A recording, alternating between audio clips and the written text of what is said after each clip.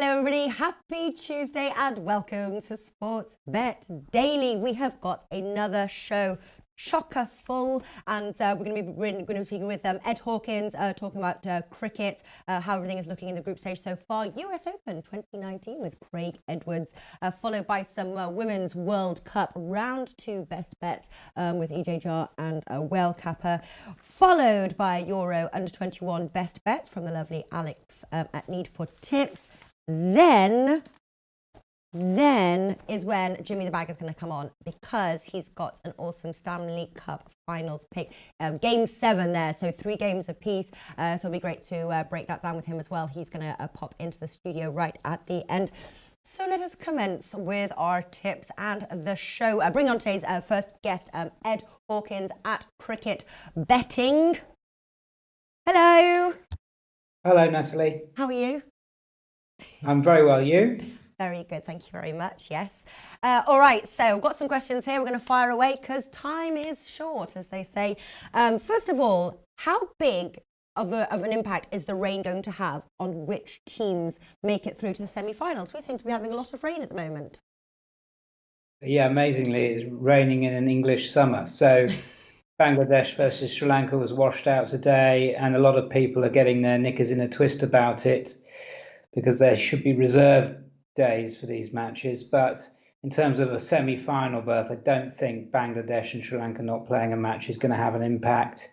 The big sort of loser so far from a washout is Pakistan, and their game against Sri Lanka was washed out a few days ago, and that is terribly bad news for Pakistan, because they're really sort of vying for that final 4th spot to make it through to the semi-finals, and they desperately needed that game against Sri Lanka to go ahead, because it was a gimme, really. I know a lot of people talk about Pakistan being an unreliable team, and you often can't trust them when they're going off at short odds. But Sri Lanka is such a poor team that I couldn't have seen Pakistan not winning that game. So they were denied basically the full 2 points, and those full 2 points, their rivals for a semi-finals berth will probably get against Sri Lanka. So they're behind the 8 ball, Pakistan. So as it stands at the moment, I can't see much past India, England, New Zealand and Australia for the semi-finals.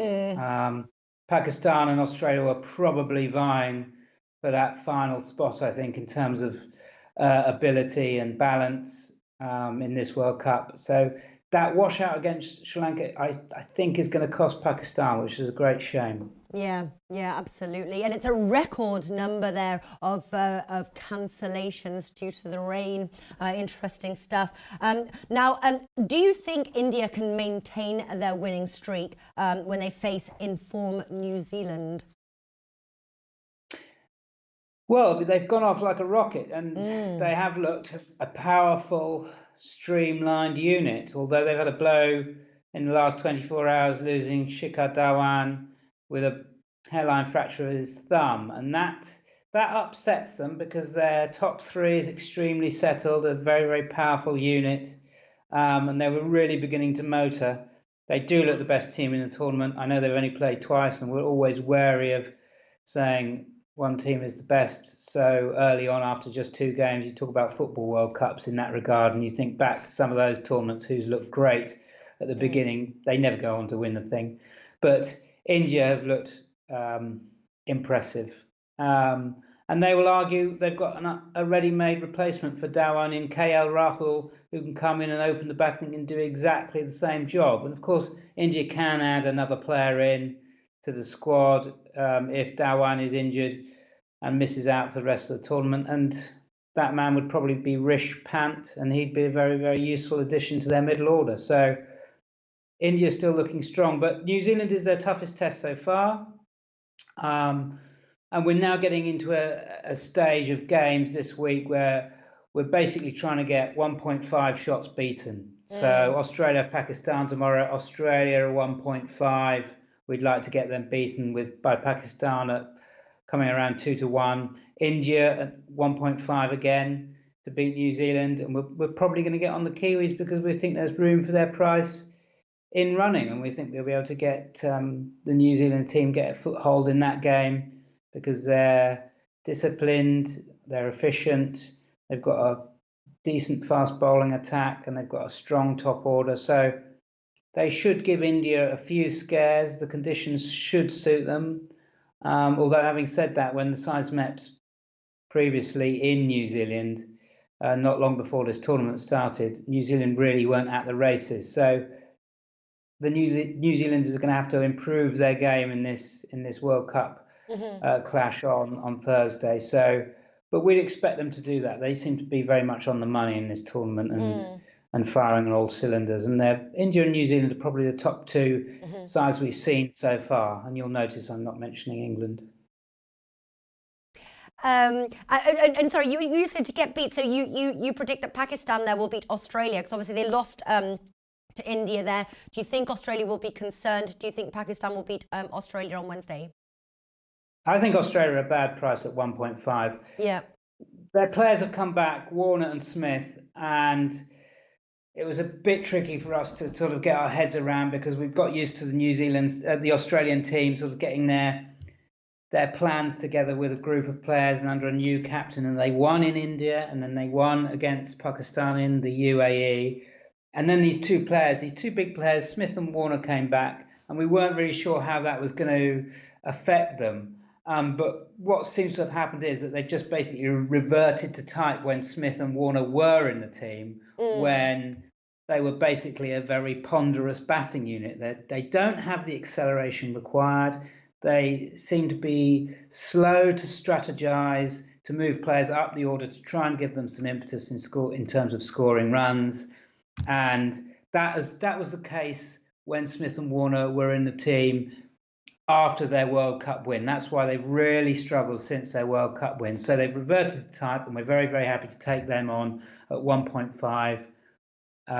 Those are really poor odds on a limited batting unit in this era of fast scoring in ODI cricket. Yeah. So are you taking Pakistan on the outrights there, price 3?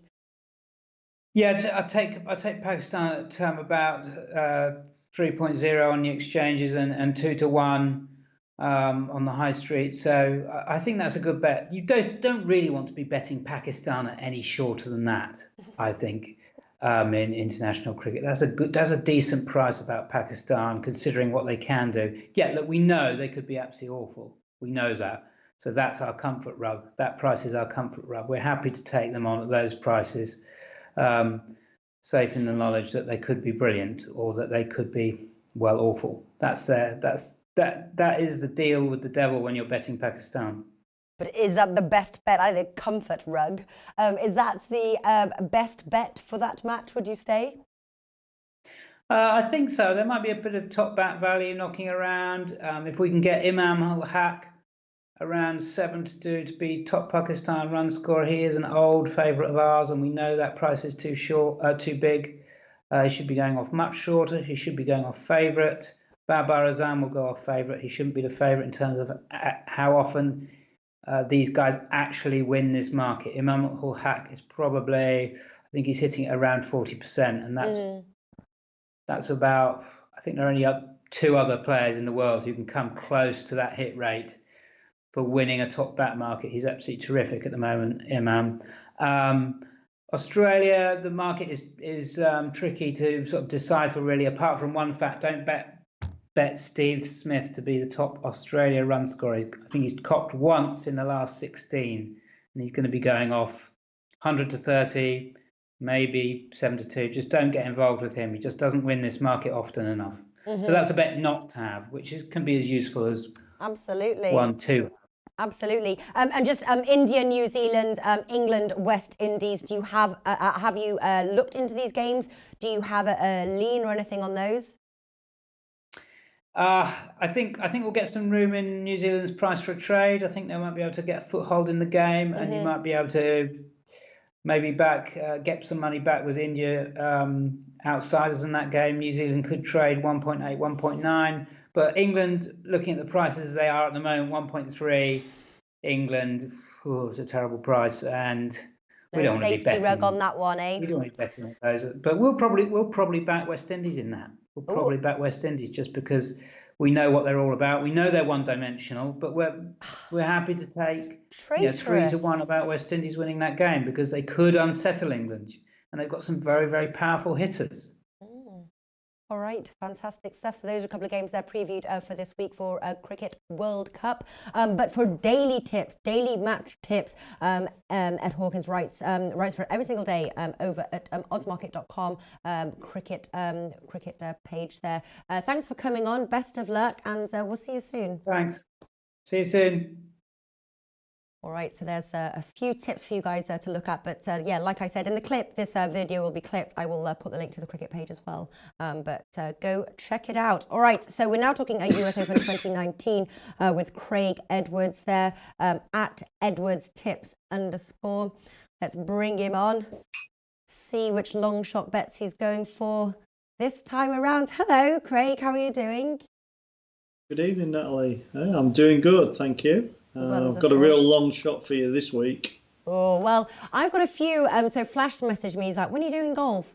And I said today, and he was like, oh, I've got some ones that I want. He wants to run by you.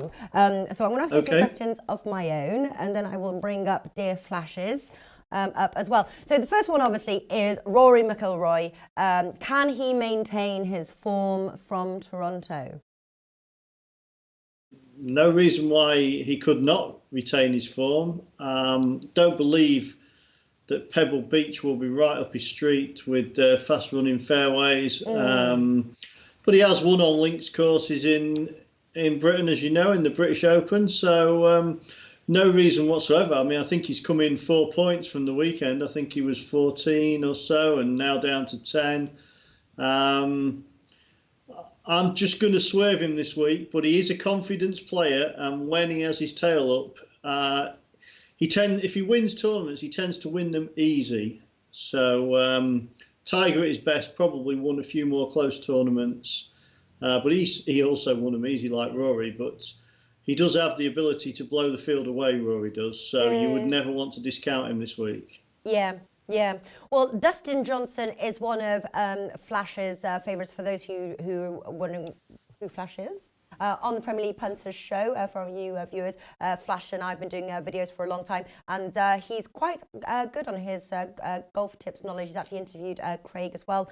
They've done some videos together. So one of his plays is Dustin Johnson 8-1. Obviously, Dustin Johnson has a great record at Pebble Beach, but does he have the mental strength to win this? I think the US Open is the major that's suited to him mainly because he hits the ball so long, so high, that with the fast running fairways, if he's striping it and keeping the ball in play, he then has an advantage into the greens. So it is his best chance. He has won at Pebble Beach twice in the AT&T Pro-Am, so we know he likes the venue. That's a big plus for Dustin this week. But mentally, he's a bit flaky, if you ask me. If you compare him with Brooks, Tiger and Rory McIlroy, he doesn't have their strike rate in the major tournaments. Yeah. I assume he went to play in Canada last week because he's attached to RBC, the sponsors, but I'm not convinced that'll be the greatest preparation for him. But in theory, he has everything in his favour. He's playing on one of his favourite courses in a USGA setup, which means it'll put a premium on hitting the fairways long and then controlling your irons into small greens. So I do think that he has the perfect game for this week. Yeah, yeah. Were you surprised, though, to see him ahead of Brooks on the betting markets? Yeah, without doubt. He's ahead of Brooks. He seems to be every week at the moment, but Brooks is more likely to win if he gets anywhere around contention than Dustin. That's just a fact. I mean, the current strike rates of the players would bear that out. So if you're looking for, I mean, Dustin will probably finish in the top 10. He's probably nailed on. But you put them playing head to head together, you'd have to fancy Brooks. Yeah. That's what I was thinking as well. Now, obviously, Phil Mickelson, Pebble Beach looks a good course for him. Is this his chance to win the US Open? Well, it's one of the anomalies in sport that he's never won one. 6 times a runner-up. I love Phil Mickelson. I love watching him play. I remember him losing one to Retief Goosen many years ago when he missed a short putt at the last. And he's got the game. 49. I don't quite know if he's got the nerve anymore for a major, although he's still winning on the main tour, and he will be prepared. I think he's won the Pebble Beach Pro-Am more than any other player in the field this week. So we know he likes the course, and 6 runner-up finishes tell you he likes the US Open GA setups for the courses. So again, like Dustin, he has the game to win the tournament. He definitely has the game. Now, one that does have the games is Tiger Woods. But will we see the Tiger Woods that won the Masters or the one that flopped at the PGA Championship? Which Tiger Woods is turning up? I think it's very integral to Tiger Woods to have a good start in tournaments these days. I think if he's not sort of in contention, he's liable to just probably not give his best. He's thinking of his back all the time. I would say if he gets in contention, we'll see the best of Tiger Woods. And he won at Pebble Beach in the year 2000, 15-shot victory at 12 under par, which was remarkable scoring for the US Open. To win by 15 shots, or was it 12 shots, was absolutely ridiculous. He slaughtered the field. And yeah, I mean, if Tiger Woods was left head-to-head with Justin Johnson in the last round, you'd want to be on Tiger Woods. Yeah. And probably, in truth, they're all looking over the shoulder if they play with him in the last round. But yeah, I think he should be well prepared. And if he makes a good start, he will have a chance. The top of the market is very strong this week. All them 4 players have great chances. Yeah. Would you put your money on Tiger Woods? If you had to pin me down for one player out of the 4, I would probably go for Tiger Woods because he's a slightly bigger price. I personally I'd swerve the whole 4 of them, although I think if they may win, if you back all 4, you're still only making sort of 2-to-1 your money. So, yeah, I prefer the next one in the betting after Tiger Woods. I prefer Jordan Spieth. Okay. And he's up to 22-to-1 now. Found form for the first time in months. He loves the limelight. He loves to be in contention. And his game isn't quite back there, how he wants to be. But, you know, if you put him in contention, I'd still favour Justin Spieth over Dustin Johnson, for argument's sake. And, you know, he's a winner through and through. He's won the Pebble Beach Pro-Am. His US Open form, he has won once, but the rest of it's been a little bit sketchy, to be fair. And so I would just bracket him with them first 4 this time around, with him starting to play a bit better. Definitely, he's a winner through and through. All right, interesting. Now, I'm going to run through flashes here because he told me to mention them to you. So I suppose out of the ones, you can either say if there's any clear no's or which ones you like. So we've got, he says, mention Jason Day, 28-to-1, Adam Scott, 30-to-1, Dustin Johnson, 8-to-1, Stenson, Watson, Bradley. Right, so Adam Scott, he's got the perfect game for any major. He hits the ball long and he hits the ball high. But one major over his career is a paltry return. He's getting older, so although I fancy him for the top 10, I can't see him winning. Jason Day has all the weapons for Pebble Beach, plays well in the Pro-Am, plays well at US Opens. Just never quite know these days with him. Again, he's a little bit in and out with his injuries, but he has a perfect chance, pretty much like Phil Mickelson. He has good US Open form, good Pebble Beach form, and yeah, that wouldn't surprise me one little bit. You mentioned Bubba Watson, did you? I did. Yeah, I won't be having Bubba this week, and he just never really hit it off with the US Open, and you like Bubba Watson, don't you? I love Bubba Watson. Yeah. Next week, I think it's next week at the Travellers Championship, I'll be all over him. So I'll be happy for him to just have a under the par week this week, just be in steady form, and then we'll hop in and back him next week at a bigger price with any luck. Who else did you mention, Natalie? So Watson, Bradley. Aaron Badley. Yeah, he's an interesting Australian. He's got bits and pieces of Pebble Beach form. He was quite a winner in his younger career, and he's having a consistent season. You may find there might be value in backing Aaron Badley in the top rest of the world at about 45 to 1. That would be my idea of a value bet, would be to have Aaron Badley in a limited field. The top rest of the world looks quite a weak market, and I like him and Eric Van Rooyen in that market. The principals, the Australians are a bit out of form, so if you like Aaron Badley, maybe have a tickle in that market, and he doesn't have to win the tournament to have a 45 to 1 winner. So. Yeah. We've got Jay Wills says, any leans on golfers to miss the cut? It's a good one, that. Any leans on golfers to miss the cut? Hey. Right, well, in general, Bubba would be the first one I'd be thinking of to miss the cut. Definitely, because he's that sort of player. Although probably one of the principals we've mentioned will miss the cut, I wouldn't want to lean on them too heavily. They all have pretty good chances this week. I'd prefer to go down the market a bit, maybe to someone like Bubba. If you had to have gun to head though of the four, like gun to head, you had to say something, because these are leans, obviously. So you're not giving what are your just a thought if you had to. Well, if I had to, it'd be Rory McIlroy. So if you pin me down, it'd be Rory, because that's the kind of season he's having. He's played really well at times in Canada last week and in the Players' Championship.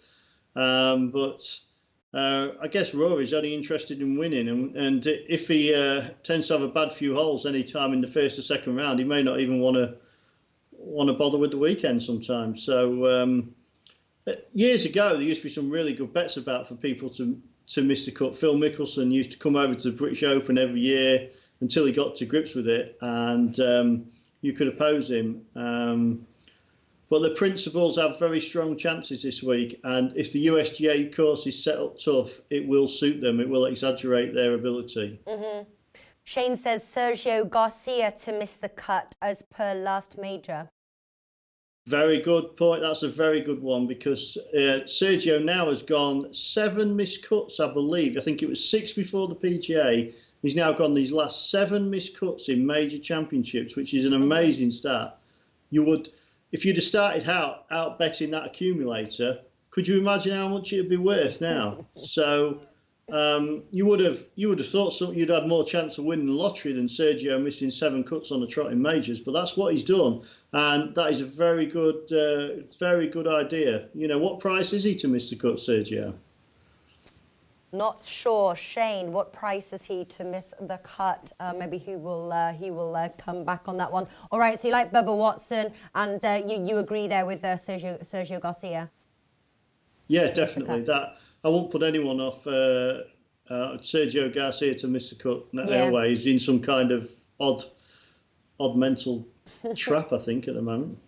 All right, so which brings us to, what are you betting on the US Open? Where's your money going?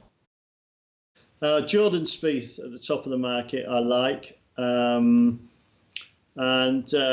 just for a sporting each way bet, if he gets a start, I think he'll be in the top 10.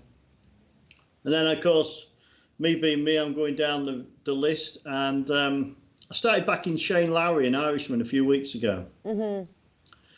And Dustin Johnson's US Open, Shane Lowry was the 54-hole leader. He's quite an oddball Irishman, but he's very capable of winning, very capable of going toe-to-toe, and we know he likes US Opens. Uh-huh. Last week in Canada, he played well, and earlier in the season, he won on the European Tour, so I like him. Jimmy Walker has been really in quite a slump since winning the PGA Championship a few years ago. He's been suffering from Lyme's disease, which is quite debilitating to anybody, let alone the sportsman. And there's just signs that he's coming into form. He's a bit of a Pebble Beach specialist. Only has one good US Open performance in the past, but he's only played 5 times, which really shocked me. So 150 to 1, Jimmy Walker. The player I really like though is he was opened the week at 1,000 to 1, and it's Chan Kim off the Japanese tour. Ooh. He's a Korean American. Yes, who you say? He's at the British Open in 2017. I had bets on him to be in the top 10, top 20. He won the previous week in Japan, and he finished 11th in the British Open in 2017. Back home in Japan, he plays all the tough courses well and the links courses. He is their longest hitter effectively, and he had an injury right through 2018, couldn't play, and he's had to ease his way back in. And the last 2 weeks in Japan, he's finished in the top 4. Last Sunday, he shot a 60 on a course that doesn't suit him.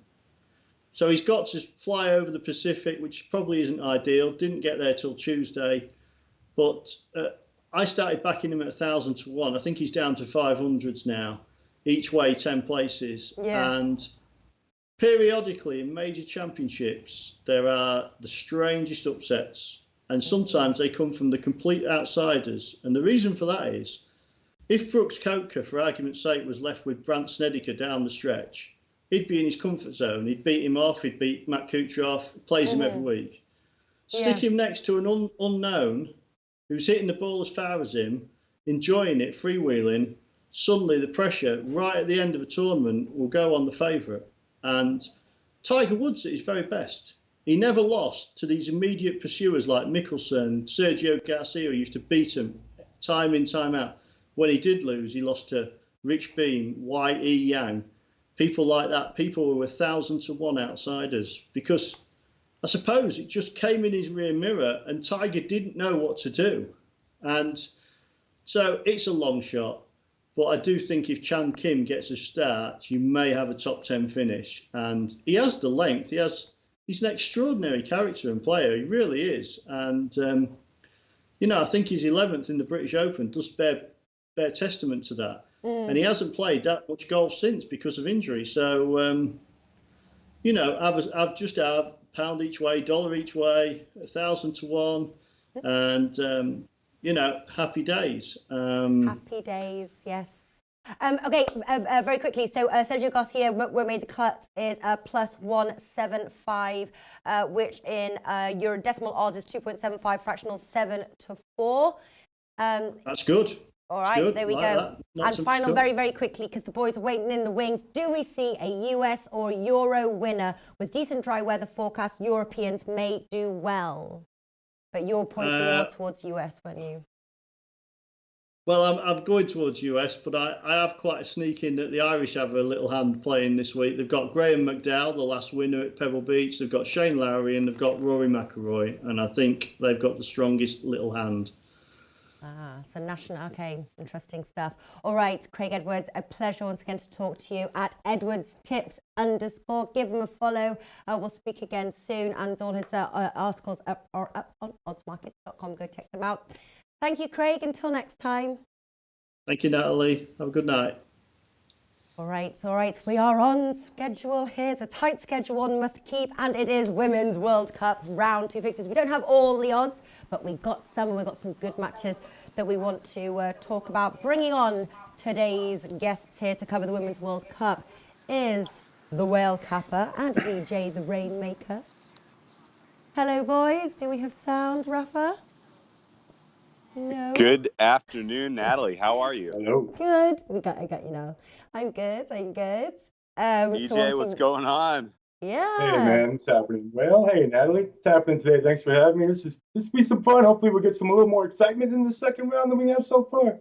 Yeah, we got some excitement. I have to say, though, obviously, England, obviously, they beat Scotland 2-1. I've got to talk about England, obviously. But England beat Scotland 2-1, but they should have beat them a little harder. Should us English fans be worried? What do you think, EJ? No, Don't be worried yet. That's a rival. You know as well as I do that's a rivalry that just will never go away. Men's side, women's side, cricket, kickball. I don't care what jacks. I don't care what you want to play. England and Scotland have it. They just, they have it for each other out. So, man, no, you can't be concerned about that. It's the opening match. You can't expect everybody to just come in like France did and just, wow, 4-0. We're the greatest team. Listen, it's a process. And obviously England knows that there's a longer road ahead of them. Yeah. There's no need to kill yourself against Scotland. They did what they had to do. They got 3 points. Yeah. I don't see anyone in that locker room going, we could have done. Obviously, the third goal being disallowed. They should have had 4, maybe 5. So, is there a concern? No, you can't be concerned because you could have scored 5 goals. Okay. All right. Phew. Yeah. Their attacking chances were they were legit too. Like if they produce those type of chances, from here on, they're going to be a very, very tough out in the knockout rounds. Yes. Yeah. All right. But the question is which team's World Cup team has impressed you thus far? Oh man, it's really tough to say. There has been a complete lot. Most of the competition. I'm gonna fight you on that one a little bit. I'm not loving. I feel like Italy was relatively lucky to come away with that victory. I thought Australia was the better team. They just looked a little tired in the second half, a little lethargic, didn't capitalize on their chances. Impressive win for sure. That pretty much punches their ticket to the knockout round, which is cool. But I still think that they're going to have a tough road once they get into the knockout rounds because there's definitely higher quality teams out there. Best match of the tournament so far by far, in my opinion, was Netherlands New Zealand today. I thought that was extremely high quality, but amazing play, attacking play, defending play, great goalkeeping on both sides. I was impressed by how good New Zealand withstood the attack from the Dutch. And the fact that the Dutch managed to pull away with the win was huge for them and their hopes to win Group E. I think that was probably the highlight of the tournament so far. And you brought up the idea of England didn't look great in round 1. You don't always want to look great. This is a long tournament. This is going to go on for a month. You don't want to show your best. In game 1 and just don't want to show your whole hands. Exactly. Right. You want to build into it. You want to learn from. Some of the you want to have some tough contests. You want to learn about your team, about your strengths, about your weaknesses. You want to improve on those from game 1 to game 2 to game 3 in the group round, so that when the knockout round rolls around, you're peaking. And England does have a little bit of that whiff to them, which is a little scary. I think Spain, if you just look at that result, I think you would think, oh man, they're a force to be reckoned with. That was a very deceptive final scoreline. I was not impressed by Spain. And I think that opens up an opportunity to back Germany, who didn't look great in round 1, only coming away with the 1-0 victory against China, who fought very, very hard. In fact, Group B is probably, I think, the where you want to attack here in round 2, just on the basis of the market kind of overreacting to what they saw in games 1. I think Germany takes care of business against Spain, and I think China is going to be very, very, very, very tough for the South Africans to contain. So I would lay the goals with both of the favorites in there. I would put those two together as a double playing on the same day. That's kind of my favorite way to attack this round 2, the way these matches step up. Last kind of note I have as far as impressing. They played Nigeria, so you have to take this with a grain of salt, but Norway looked better than I expected. I thought Norway was going to have a fight with South Korea to get out of Group A, but now I think they are going to be challenging France in this match here. It's going to be an extremely competitive match. I love the under in that one. Remember, we're going to do game by game. I've got a few things. You're just giving it all away. We may as well, Right, that wraps up the show. Thank you very much. But Norway impressed. Norway impressed. Thanks for coming on. Listen, I said we've got time. We have some time. We do have some time. EJ, what did you see in Italy that you think really sets them apart from some of the other competitors so far? I didn't watch a lot of that game, to be honest. Maybe you didn't hear me. EJ, did you? What did you like about Italy so much? Well, the fact that they're plus 500, given no chance. No chance, huh? No chance. Now you see their line today with a minus 800 now. So now they are as good as everyone thought they could have been. What a crazy line move that is, guy. They're plus 500. No chance. Don't belong in the World Cup yet, please. Give me a break, man. And Brazil too. I was impressed with Brazil too. Yes. All of that horrible international stuff with their friendlies. What, they lose 8 straight? Something that they look terrible preparing for this whole thing. All of a sudden they come out and said, you know what? We got this. We are still Brazil. Don't forget. And you see, they're underdogs in their second round. I hope we get to that too, Nat. Yeah, let's get to that. Yeah. Well, just double checking, and then obviously the other team that I thought, obviously we have been predicting to do well, joint favourites with the USA. I thought France also looked good as well. They walked away with that 4-0 win as well. I think they've started their campaign. We expected a comfortable win, and they delivered. So they're also looking, I think, good. All right. Let us get very quickly. Actually, sorry. Before I saw someone a Prognostico Deportivo. USA 1.01, Thailand 41. Anybody predicting anything but? And I'm like, no, I'm not predicting Thailand to win. EJ. No. Do you see the line? I'm taking the under. The under is 5.5. No. That game starts in what, about 20 minutes, half hour? Yeah. No. There's not going to be 6 goals in that game. Sorry. Yeah. Even if the USA does beat them up, it'll be 4-0 at maximum. And I don't even like their line either. Yeah. -5. No. I don't think it's going to be as convincing as everybody thinks. They're going to do the job that they need to do. And just like France, just do your job. Yeah. Maintain your game one personality. It's not even like the USA. You can't say about the USA can't just expose everything that they have, because they're not filled. We talked about this. They're not filled with talent like they've been before, but they're obviously strong enough to be favored in this cup. I don't think there's going to be 6 goals today. I like the under. Say that. Very nice. Do you have a play well capper on that one? Yeah, I took a swing at USA -2.5 in the first half. I think I was originally thinking they were going to be kind of figuring things out, feeling things out in the first half. Yeah. But I went back over the game tape from their one friendly, and they got chances early and often without much resistance. Mm-hmm. And I think you see a relatively similar lineups here for this as we saw in that matchup. It sets up well for the USA to kind of be creative early, take attacking chances, and the Thailand defense and goalkeeping does not stack up against what we have attack-wise. No. So I think the USA puts 3 goals on the board in the first half. Ironically, in their first matchup, they put 3 goals on the board in the first 5 minutes. And so if we give me 45 minutes to put 3 goals on the board for USA, I'll take it. And then maybe in the second half, kind of like what we saw France versus South Korea, they just kind of kicked the ball around in the second half. You saw with Norway and Nigeria. It's game one of a long process. You don't want to fire all your bullets against a team that doesn't really have a chance in round one. So I think the USA does put a little bit of pressure and a little bit of energy into this early to put them away, and so probably sets up for a first half over, second half under. Yeah. Rapid, highest scoring half being the first half. I don't normally play it that way around, but that could be a way to look at it as well. The only thing is obviously if you're going to win the group, and if the group is close, sometimes the goal difference matters. So against a team like a Thailand or something like that, that's a chance to really get their goal tally up. All right, some matches here. It's a great point. Germany versus Spain, Group B. Well, Capizor's told us what he's going to go for, but Germany 2.08, draw 3.5, and Spain 4. Those are the outrights here. I have to stay. I'm staying away from the outrights on this one. Germany a favourite to win the group. Spain runners up. This is a team both of them will have their eyes set on if they want to win the group, because obviously that helps them in the next stage because they're pitted against the second of the group in the next one. So to win the group is very important. So I think it's going to be quite an open game here with plenty of goals, over 2.5 goals. Odds of 2, both teams to score 1.85. That's my lean on that one. EJ, the Rainmaker, are you playing the outrights on this one? What are you going for? I like the first half under 1. I don't even think there's going to be a goal in the first half.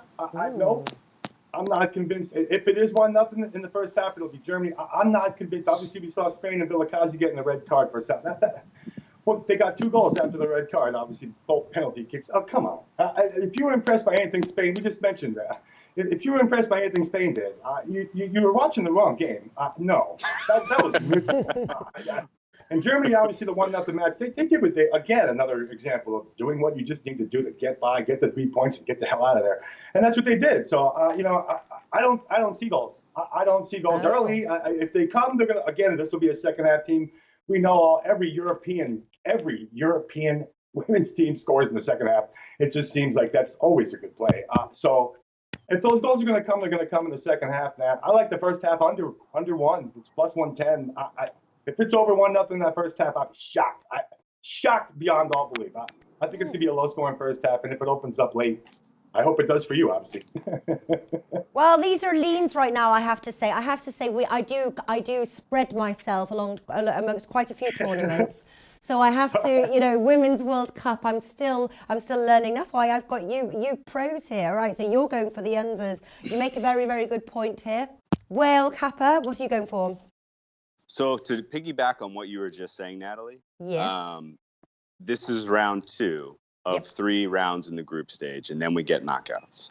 For most of us in the handicapping community, we have not seen these international teams play at these strengths, with these lineups, with these coaches, with these tendencies. We're learning on the fly here, and you have to take that into account. Yes. And so just in general, from a strategy standpoint, not only spread yourself out, but definitely kind of build your way into the tournament. You don't need to be taking full unit swings on these early games when we are just for the very first time seeing, what these coaches have in terms of lineup, what they have in terms of when they want to attack, when they want to, have a more defensive strategy, what they're going to do off their set pieces, how they want to counter off their set pieces. We're learning all of this effectively on the fly. And so definitely kind of build into the tournament as we go along here. As far as Spain goes, I couldn't agree with what EJ said more. That box score is lying to you. It was not really a 3-1 game. South Africa is not very good. And Spain played them pretty evenly in that game, which means Spain's not very good. On the flip side, I thought China played Germany very tough. I thought, EJ nailed it. Germany did what they had to do to get 3 points. They're a very efficient country that way. We've known that for a long time in the world. But they come into this game against Spain. They have clear advantage in matchups. They know the Spain team relatively well through European play. And I would expect Germany gets this thing done 2-0, 3-0 along those lines. But I do hear EJ's look of, the second half being a higher scoring half. That makes sense to me because, Spain lacks finishers, but they can dominate possession if they decide to. So you could see a situation where there's just not a lot of chances created in the first half, and what few chances are created, it's not highly likely that they're going to put away a goal, especially from the Spain side. So I'm going to lay the goals with Germany for the game, expecting them to get a win here and pull away down the home stretch. But I think it's a medium confidence look as opposed to China over South Africa. I feel pretty strongly about. I think China,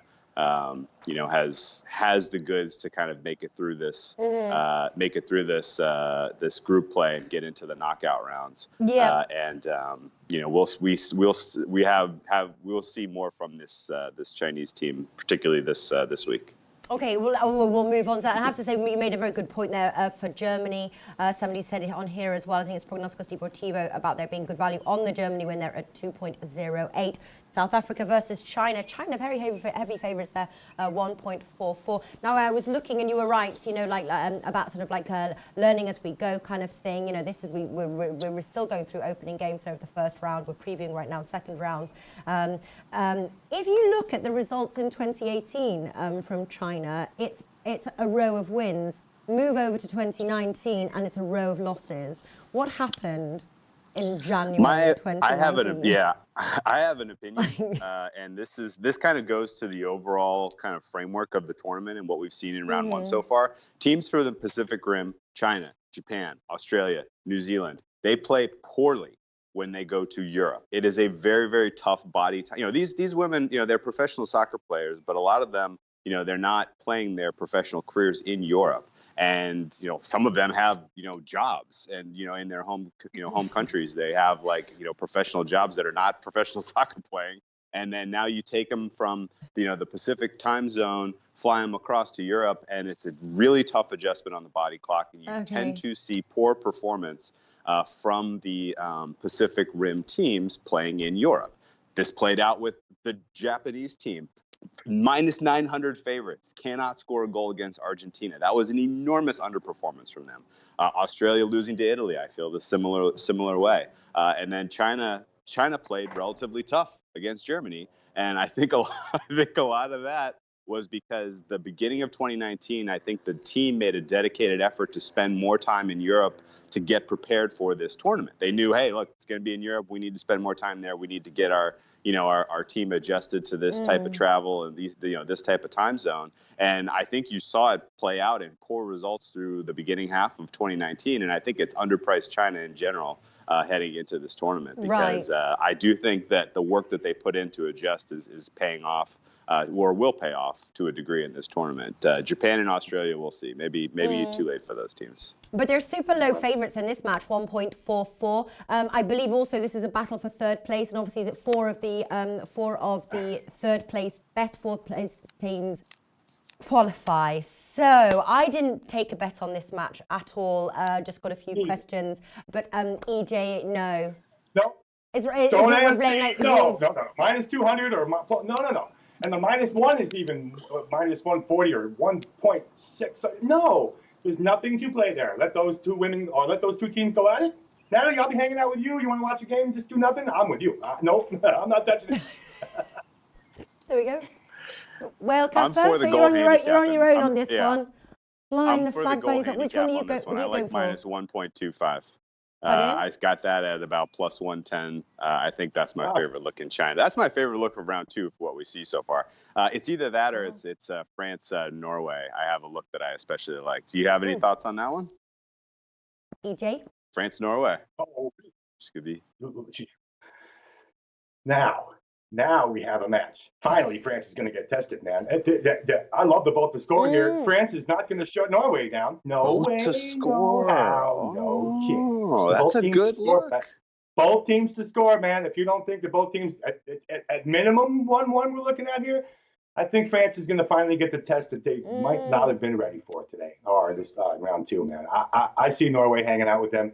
I like the over, even though it's minus 125, 1.8, 1.80, somewhere in there. Fair value. It's a fair value. It could be 2-1. I expect it to be 2-1, 1-1 at least. I think they're both going to score. Norway's going to challenge France a little bit more than the line setters think. That's my opinion. I agree with you there, EJ. I thought the odds were very unfair on the Norway side. France 1.36, Norway 10. You can give Norway a plus on the Asian handicap there. Norway plus 1.5, a 2-goal lead there at 1.8. Come on. I don't think it's a really good bit unfair for Norway, to be honest with you. Do you think the odds are reflective there, Well Kappa? I tend to agree with you guys. While France was impressive, winning 4-0 in round 1, South Korea no-showed. That was same kind of story. They're coming from the Pacific Rim. They looked like they were zombies out there. They had no pace. They had no noteworthy movement, nothing that you would kind of characterize as typical South Korean soccer. It was a very bad performance from them.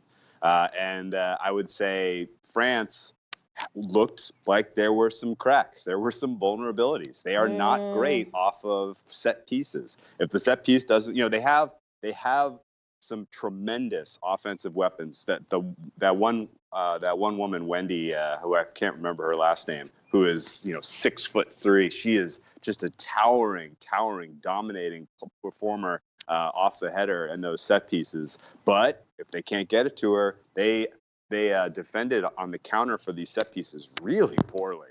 A team that was a little bit more lively than South Korea, that had a little bit more pace, would have punished them big time on those counters. And I think Norway is that team. So I hadn't really looked into the both teams to score market, but when you said that, my ears kind of perked up, because I'm thinking in the back of my head that the fact that France didn't concede was a little bit of it was a little bit of a hat tip to South Korea just not showing up, more so than it was to France's ability to defend. And there are elements on the back line of this French team that I think are their Achilles heel, their weaknesses, that I think a team like Norway can capitalize on. So both teams to score now. Speaking of second half teams from Europe who like to score, did you see the both teams to score in the second half is plus 300 or 4.0? Hello. I don't really push it that. I won't push it that. But both teams to score. Look, I'm just going to say the both teams to score bet at 2.23. I like Norway, and to be honest with you, I like the overs as well at 1.8. Looks like we end it united. Women's World Cup. Wonderful stuff. All right. I must say goodbye. I could again. I just need to do like an hour show like next time. I'm just going to clear the whole slate. This is just silly. Round 3, it's just going to be a whole Women's World Cup hour, and we're just going to do every single game. All right, guys. I'm going to say goodbye. Thank you very much, Well Kappa, EJ the Rainmaker as well, and we will speak. We will speak soon. Best of luck with your bets. Best of luck to you as well. All right. Thanks for having me. All right. Woo. We must commence. Alex from Need for Tips is on very quickly to give his Euro under-21 tips. Alex, is there not enough for you to bet on? Why are you heading over to the Euro under-21 tip? You should have joined us on the Women's World Cup tips. Well, that's the Why point. did you not- Skipped the Women's World Cup. You know, that's enough for me. No Women's World Cup. I don't have time for that. Wait, but but I you've love got the time for enthusiasm. Euro under Well, Gabor, 21. AJ. Yeah, I love the Euro under 21 as I love Euro 2020 qualifiers in general. I like these tournaments, and I can't wait for Euro 2020 next year. It will be very exciting. Yeah, Euro 2020, Euro under 21, sorry, starting on Sunday. 12 teams, 3 groups, 4 teams in each group. Best from each group will qualify in the semis, and the best runner-up from the 3 groups will join them in the semifinals. It's very interesting because some players chose to not to go to help their team, or they were not allowed from their teams, from their club, because this Euro under 21, the teams, the clubs have priority here, you know. And if they will say to you, no, you're not going with your national team at the Euro under 21, that's it. You are not going. You're staying home. But it's interesting. It's very nice. Many great football players, very talented ones, performing at the top clubs in Europe. I will say to you only few. Real Madrid new transfer Luka Jovic from Eintracht Frankfurt will go with Serbia. Moise Kean from Juventus, Dani Ceballos, many players, and it's good also. Federico Chiesa, Cutrone from Serie A, Nicolo Zaniolo from AS Roma, great talent, and it's good. It's the best opportunity for the scouts from the big teams in Europe to go and to see young players and to transfer them, because that's the best thing to do right now. This is where the focus will be. Yeah. All right. You got 3 bets here. 3 of your favorite ones. I have 3 bets. I will be fast because Jimmy the Bag is coming on the show, as I heard, and I will make some plays for Jimmy. I will be very fast. So Italy versus Spain. Italy hosting this Euro under 21 together with San Marino there. Spain with France and with England are joint favorites to win the competition. But I think that we should take France away because I've just finished to see a friendly game against Austria. Just finished a few minutes ago, 3-1 for Austria. Very good Austrian team, but very poor from France. I don't think that they will win this time. Italy on their turf, great squad. Both squads, great attacking firepower. I want to see goals in this one, and I think that we will see goals. So both teams to score for me at 1.9. Going further, Serbia versus Austria. Serbia with Luka Jovic and unfortunately not many talented, not many experienced players, but many talented young players in the Serbian side. Also, Andrija Zivkovic from Benfica, who won the domestic league in Portugal. But on the other side, some experienced players, Philipp Lienhardt from Freiburg, Danso from Augsburg, from Salzburg, Wolf. But I still think that Serbia's talent, Serbia's firepower should get the job done here. And I have Serbia to win the match at 1.72. And finally, final match, Romania under 21 versus Croatia. Romania is a surprise team. They qualified from the first place. Unbelievable performance in the qualifying stages. They will be without Razvan Marin, who was their leader, was bought from Standard Liège by Ajax, so he's now Ajax player. But this is what I'm saying here. Ajax doesn't want to let him go and play with his under 21 after all the effort that he put it in the qualification stages. So that's disappointing for us. The group is very, very tough. They have Croatia there, but it's very complicated because they have also France and England, both joint favorites to win the competition with Spain. So this match it's a must-win for both sides. I love Romania. Most players are coming from the brilliant Hagis Academy at Viitorul Constanța, and I think that they will have a great career in front of them. So I'm seeing goals here. Croatia, great attacking firepower, also them. So over 2.5 goals for me in this one at 2.1 with better. All right, wonderful stuff. So Italy versus Spain, both teams to score 1.9. Serbia versus Austria, Serbia win at 1.72. And the over 2.5 goals, 2.1. Romania versus Croatia. Cheers, bud. And tomorrow you're hosting.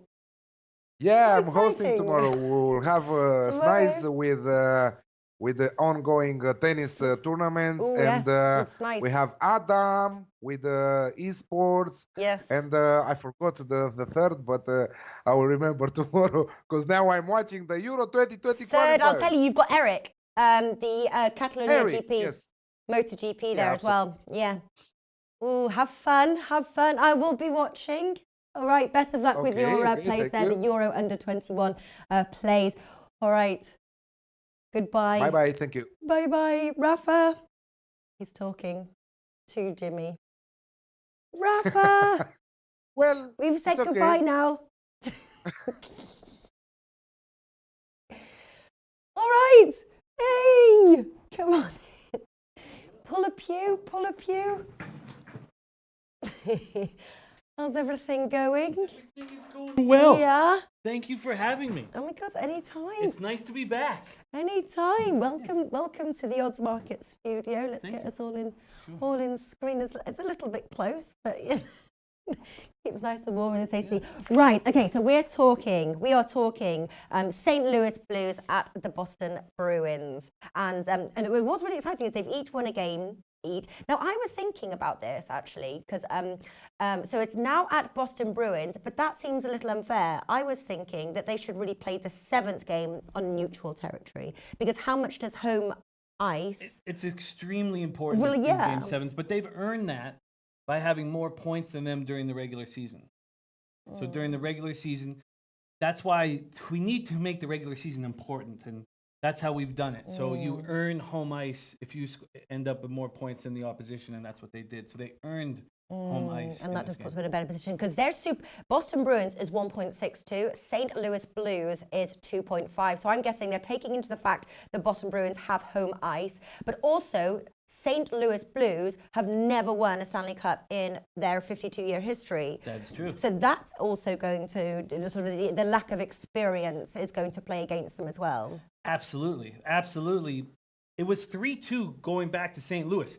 St. Louis had the opportunity in Game 6 to win the Stanley Cup on home ice. And I knew that was, speaking about experience, was going to be a very difficult task. So I've had a great season in NHL. And Rafa, do you have the records? Can you pop up the records? No, you don't have the records. Okay. No worries. I asked them. Yeah, it's all good. It doesn't matter.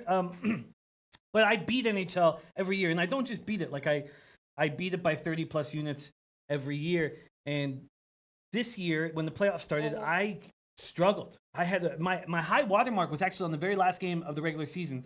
And then the playoffs, I was struggling. And then I've hit 7 straight. So I had the Bruins, which I thought was a pretty easy play in Game 6. I had the Blues on the road in Game 5 because I felt like the Blues. This very interesting thing about this series is the Boston Bruins are dominating with special teams. Their power play has been spectacular. And in Game 4, that they won in St. Louis, they went 4 for 4 on the power play. They only took 4 power play shots. Their power play's over 35%. I believe the last team to have a power play at 35% was the 1982 New York Islanders.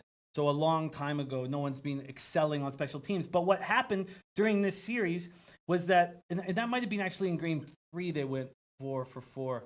But what happened during the series was St. Louis started dominating 5-on-5. They started dominating possession control, and they were playing at a higher level than I possibly expected them to. And that started negating the special teams advantage that the Bruins had. Next thing you know, Game 5 comes in, and I was confident that the Blues, because of their possession control, because of them dominating 5-on-5, were going to be able to go into Boston and win that game. And they did. They were badly outshot, but they won that game. Then Boston came back and won Game 6. I know exactly how I'm going to play Game 7 because I have a history of Game 7s against the Bruins. That's right, because they played the Canucks, which is your team. My and that Vancouver Canucks. They did. And who won from that one? It was Boston won. It was in 2011, June 15th, 2011. I remember it like it was yesterday. The Blues, a franchise that have never won the Stanley Cup. The Canucks, also a franchise that have never won the Stanley Cup. And we'd come that close once before. In 1994 against the Rangers in Madison Square Garden. We took it Stanley Cup to 7 games. This was the second time we'd done that. So the Bruins were the road team. They came in. The Canucks were favored. Similar numbers as what we're seeing here. Very similar numbers. And the Bruins beat us 4-1. And they in Vancouver. And the fans rioted. And they lit the city on fire. It was a very embarrassing spot for the NHL. And on my show, on Betting with the Bag, everybody's on the Bruins. Everybody's on the Bruins. Oh, I can see why. Yeah, for sure. With the home advice, more experience, it sort of seems. But I have to say the value is not in at 1.62. Is that price gone down? No, it's been sitting there for a while, and the game's not, for about 28 hours, so we could see some changes. But yeah. Because the bookies are saying bet it at that price, right? The value is on St. Louis Blues. So you're playing St. Louis Blues. Well, you can fool with that, right? As you can in soccer, the way you do that, you can take the Bruins to win in regulation. You can also take the Bruins to win by more than a goal at -1.5. Those are ways that you can turn that the minus number into a plus number. Yeah. But no, I finishing the year with 7 straight, I really want to keep this going for the final game. And so my plan is this, and I haven't bet it yet, but I will. These are odds available at Bet365. Yeah, please do. Yeah. Oh, that's nice. I am taking the first period under 1.5. Now that's juiced. That's heavily juiced. But Game 7s was so much on the line. There's going to be an enormous amount of pressure. There's going to be a much conservative style of play. The main thing for the Blues will be to stop that first 6 or 7 minutes when the crowd's going bonkers and the Bruins are probably taking the play to them. If the Blues can get through that first 7 minutes, they should be fine. I'm making 2 plays here. I'm taking the St. Louis Blues first period at +130. That's not on the 3-way. That is, if it's a tie, it's a push. Okay. So I'm taking the Blues at +130 first period, and I'm taking the under 1.5 goals at -140. I'm making both of those bets for Game 7. And that, to me, I think, is the best edge and the best angle I can find on this game. And I've been studying this game for days now, hours, and I've been studying this series. I've watched every second of this series. And I've followed the flow, and I've watched the Blues step up, because I was telling you, the Blues were last place in the NHL on January 1st. Right, exactly. What happened? Because that obviously wasn't so long ago. So what happened between now and then? Well, there's so much. I mean, well, first off, they fired their coach. Okay. They fired their coach, Mike Yeo. They fired him. They brought in Craig Berube, who I guess initially made sure that there was accountability in the dressing room and on the ice. And this team had a lot of skill. It was confusing why they were so bad, But there's just, in the NHL, there's not, the worst team in the league can step up and beat the best team on any given night. And I don't find that is the same in soccer as much as I do in NHL. I think that in hockey, you just see it across the board that every year when it comes to the playoff time, all 16 teams have a legitimate chance to move forward. And even the 5 or 6 teams that didn't quite make it in the playoffs could have gone through a run. This year in the playoffs, we saw the division winner. Each division, all 4 divisions, lose in the first round. So I think that here, everybody's on the Bruins. And I think that's a mistake. Yeah. I think it's a mistake because, see, the Blues had so much pressure on them in Game 6. But you're not playing the Blues on the outrights, though. You've got the No. just in case. You're just I just feel my best edge is the Blues first period. They got beaten badly 5-1 in that Game 6. They had all the pressure, and I knew there was too much pressure. The Holy Grail, the Stanley Cup, was in the building. They knew that they could win it in front of their starved fans. It was Stop fun. Well, listen, they did meet in 1970, playing the finals. Yes. So did you take some of that result to cap this game? Are there any players or? Yeah, there's a few still playing. You know, it was so funny back then that in 1970 the NHL was so different, and the St. Louis Blues in their first 3 years as a franchise, they made it to the Stanley Cup Final each year, and it was because the original 6 teams wanted to keep their rivalries in place. So the original 6 teams stayed as one division, and then they let all the expansion teams be in another division, which created a situation where the St. Louis Blues would win that division of expansion teams, and then they would get slaughtered. So they've been in the Stanley Cup Finals 3 times, 68, 69, and 70, and they got swept each and every time. And in the 1970s, when they faced the Bruins, and it's a goal that hockey fans know. I wonder what their skates would have looked like, sort of thing, like to because you know, a bit like what skis look like. They're sort of the wooden ones. They looked funny. They looked funny, and the sticks had no curves. Sticks didn't start getting curved. Actually, no, they had. Bobby Hull started curving the sticks. But if you look at that, it's the most famous picture. So all of us, like all the Canadians, I go to the Hockey Hall of Fame every year. You know, it's a place where we go. We have some drinks, head over to the Hockey Hall of Fame, and spend the day, with buddies. Like I do it often, and it's the most famous picture in hockey was the 1970 Stanley Cup winning goal. Bobby Orr was tripped crossing the ice, and so he scores the winning goal, and he's flat out like Superman, and he's got this huge smile on his face, and it's one of the most famous pictures in history. 1970 St. Louis Blues Bruins series. Thank you for sharing that. You're welcome. You're welcome. Well, listen, I just got, I was trying to do the sign language thing, and then I actually got the note up here. We have your record. So I think as we're displaying the record, then you can recap your tip. There we go. Sure, it's a good-looking record, and what I do is I take the -1.5s all season. I stopped doing that as much in the playoffs because so many games go to overtime, and in the first 2 rounds of the playoffs, we'd never had as many games going to overtime in the history of the NHL. So I don't know if that's a mistake. I'm going to have to start focusing more on my numbers in the playoffs and in the regular season. But for me, I really feel like I have an edge with the Blues early after getting beaten up 5-1.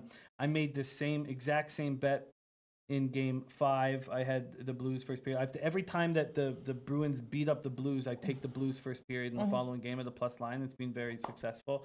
And then I think that it's going to be a very tight, conservative checking game. And I think that the first period under 1.5. Now, it's heavily juiced. It's a -140. So some people, when they have a heavily juiced play like that, may want to parlay it into certain things. But for me, I feel like those are my best edges, and that's what I'm doing for Game 7 of the Stanley Cup Final. Wonderful stuff. Thank you very much, Jimmy the Bag. Thank you for having me. Yeah, and you're gonna go into this more depth, aren't you? On SBR tomorrow. Yes, we'll be talking about it to start off the show, the morning show tomorrow. We'll be talking about it. That's when we hammer it the most. So probably for the first 10 or 15 minutes, we'll be talking about it. And it's an enormous game for 2 cities. But, absolutely. The St. Louis as a city, having never won a franchise or never won a Stanley Cup, I'm definitely cheering for them. Also, the Bruins were the ones that knocked the Canucks from our chance at winning a Stanley Cup. So I have a fresh hate for them, a fresh hate, a hate that sort of simmers down low, but when I talk about it, it starts building up, and I despise them. There we go. On a positive note, we're going to say goodbye to the lovely Jim with the Bag. Catch him at SBR Sports Picks. Thank you very much. And, I'm going to see you soon, aren't I? Yeah. I'm eating a Reese's Buttercup right over there. Right over there, yeah. I'll try not to be staring at you too much. Thank you. Trying to stay focused and be doing my work. Thank you, everybody, for watching. We'll be back again tomorrow. Alex will be hosting to do. Be sure to tune in 2 p.m. Eastern Time over at oddsmarket.com.